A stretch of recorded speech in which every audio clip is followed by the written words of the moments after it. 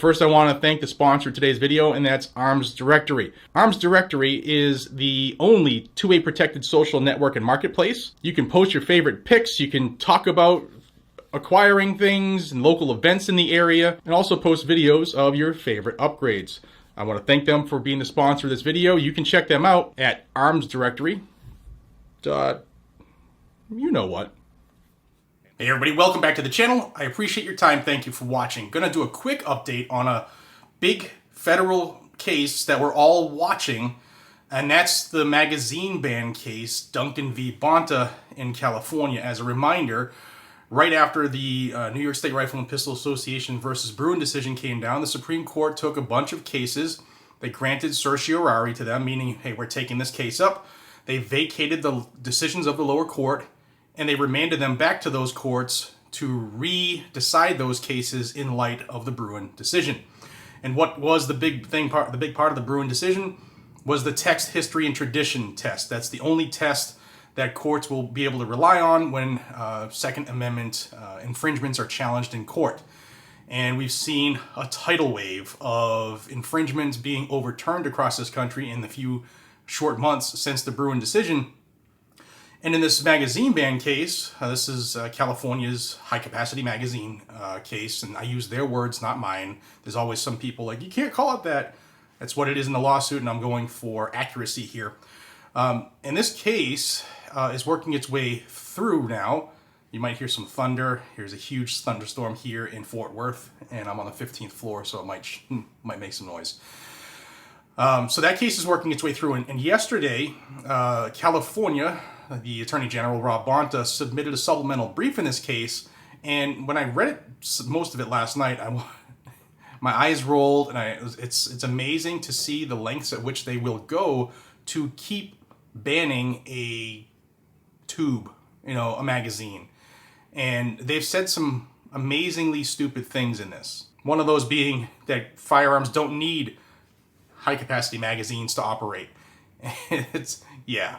And the other one that made me laugh was that they're not used in self-defense regularly. I'm paraphrasing, but you'll see it here. So I'm going to show you this. I want to read you first their introduction, and then I'm going to tell you the couple things that they look to have the court rule in their favor for, and it's kind of funny.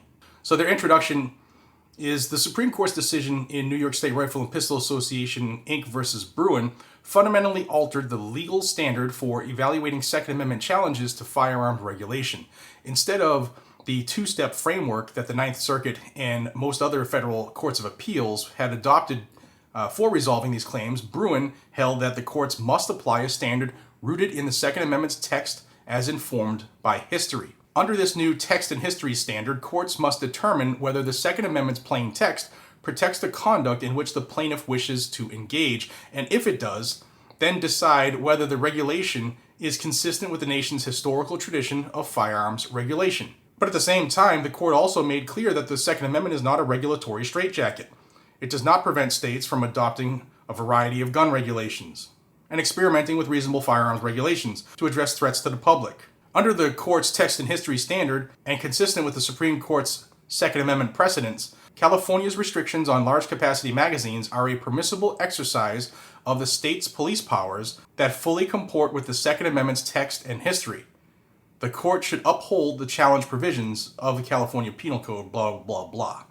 So they're saying that restricting parts of firearms, magazines here, is consistent with the text and history of the country. Well, the text of the Second Amendment doesn't say anything to it, and there were no magazine bans when the Second Amendment was adopted and ratified and adopted, or when the 14th Amendment was ratified, which made the Second Amendment applicable to the states.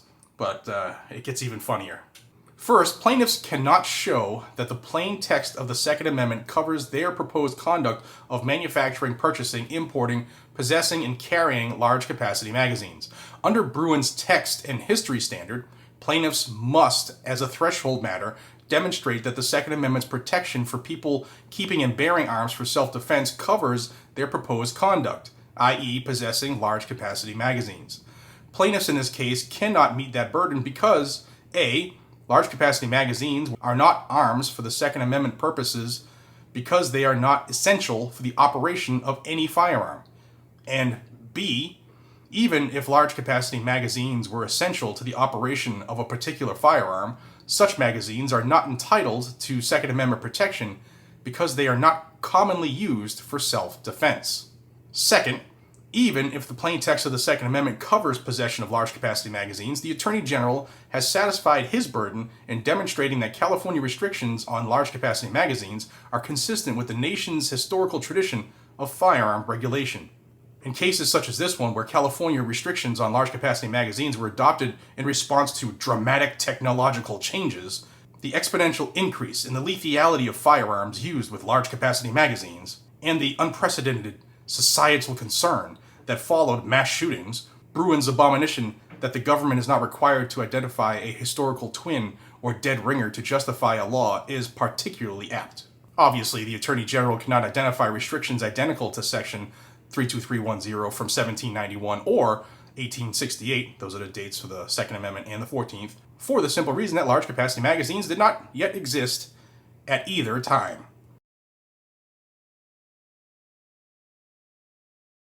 But that is not the Attorney General's burden. Section 32310 is constitutional so long as it imposes a comparable burden on the right of armed self-defense. Really, that's not what the Second Amendment says at all. The rest of that section talks about how around that time of the ratification of the 2nd and 14th, that there were restrictions on things like Bowie knives, trap guns, blunt weapons, and others. And then it says that should the court side, with the good guys, then we want you to put a stay in it immediately, pending an appeal. So California is digging deep in a way to not lose what they have been holding so dear, and that is gun control, and in this case, magazine restrictions. So California says that they're not necessary for guns to operate, and that they're not being used for lawful self-defense. Well, if you watch this video floating above, sorry for the shadows, if you watch this video floating above, the FBI was caught lying when they produced statistics this year on how many times good guys and good gals with guns stop active shooting incidents. So I'm wondering if the FBI didn't want to report on those, then I'm sure California's not using those statistics either, because if they did, that would destroy this case. So make people aware of what's going on. This is the new tactic California's trying. And if you could help the channel by first subscribing down below, hit that subscribe button, hit that like button, share the video so that more people see it. It gets through this anti-gun algorithm. And then leave a comment on what you think about Rob Bonta, the Attorney General of California, and his assertions here on magazines. Guys and gals, thank you for your time. I appreciate each and every single one of you. Until we see each other again, be safe, stay vigilant, and carry a gun to keep you, your friends, your family, your community safe, because that's what the Second Amendment was for, and it doesn't matter what California or any other anti-gunner thinks about it, it's going to remain that way. Take care.